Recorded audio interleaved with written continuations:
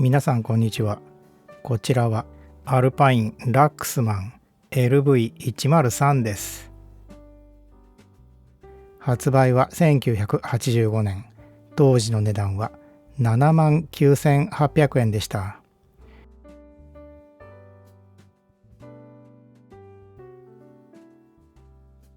真空管と FET を組み合わせたハイブリッドプリメインです。この構成にどんなメリットがあるのでしょう。今回はこのアンプの性能を詳しく見ていきます。このモデルの主なスペックは次の通りです。真空管と FET を組み合わせた全段電圧増幅の回路構成です。周波数特性はハイレゾをはるかに超える 200kHz まで伸びています。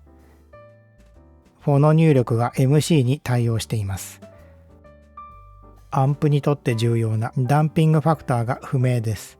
これは測定で明らかにしていきます。前回はこのアンプをメンテナンスする様子をご覧いただきました。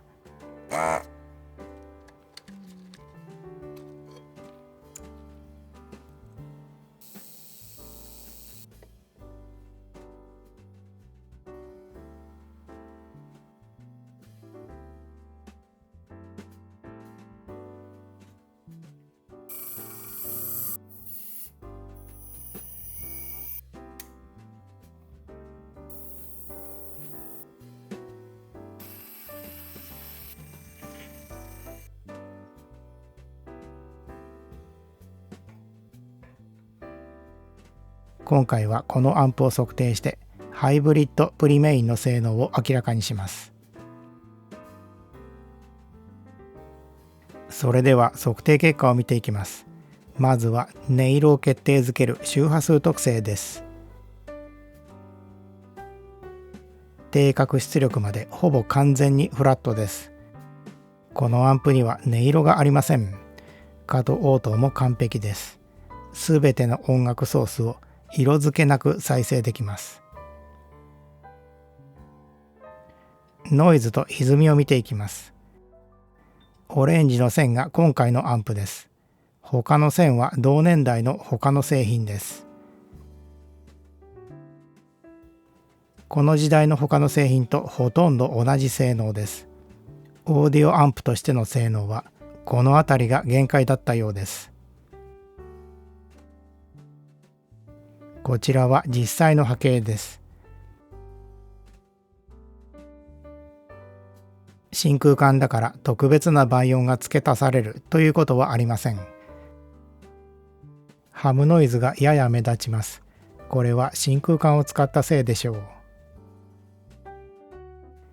ダイナミックレンジと直線性を見ていきます。CD のフォーマットを十分カバーしています。ハムノイズのせいでノイズフロアがやや高めですが、普通に使う分には全く問題ない性能です。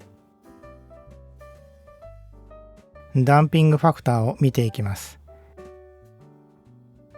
カタログスペックが不明でしたが40あります。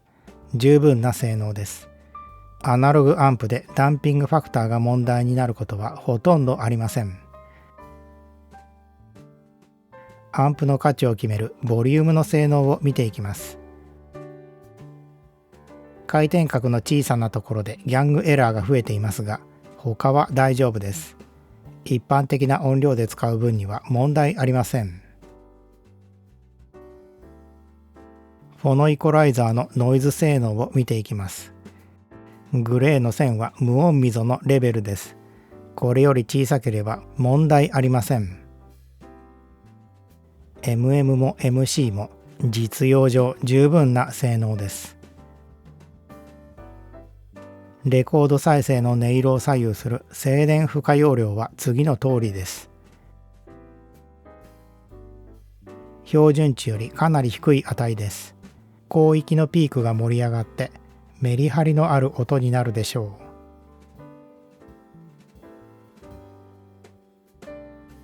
このアンプの音を聞いてみましょう。今からお聞きいただくのは次の音です。1番の原音は再生に使った音楽データそのものです。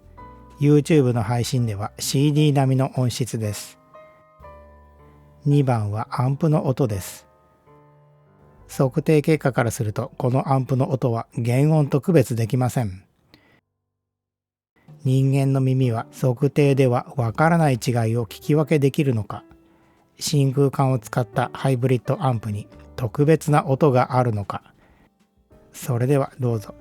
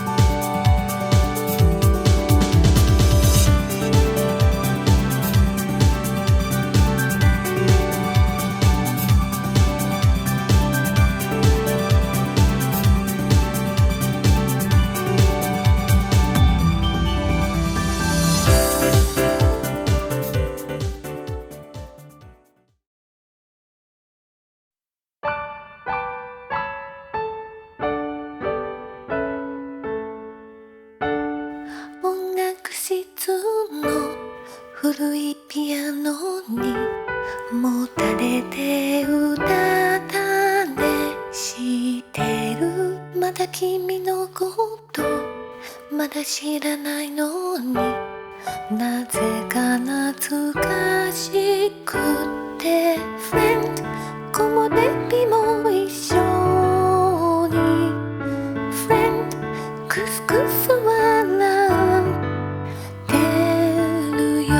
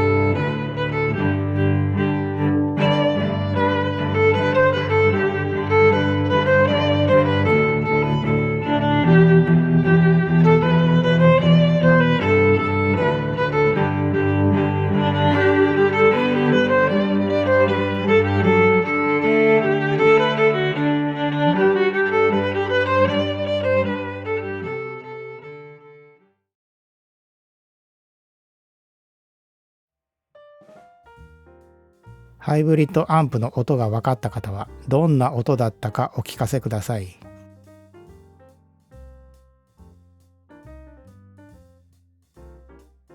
真空管を組み合わせたことによる性能のメリットは見つかりませんでした。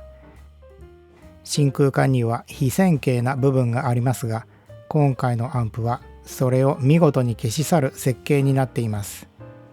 ダンピングファクターも歪みも真空管らしさが全くない結果です。真空管に合わせてわざわざ性能を落とすということはせずに、他社のモデルと比べて性能が落ちないことを選んだようです。真空管の特徴を消し去ったことで、同年代の半導体アンプと同等の性能を獲得しています。MC に対応した十分な性能のフォノイコライザーを搭載しています。静電負荷容量が小さいのでケーブルで音色をコントロールできます。静電容量の高いケーブルを使えば広域を抑えたレコードらしい再生音を楽しめるでしょう。性能に関係しない真空管が美しいイルミネーションになっています。これは他のアンプには見られない大きな特徴です。ほのかなヒーターの光が使う人に真空管の音のイメージを与えます。こうした感覚をもたらすこのアンプは趣味のアイテムとして優れた商品の一つと言えるでしょう。ご視聴ありがとうございました。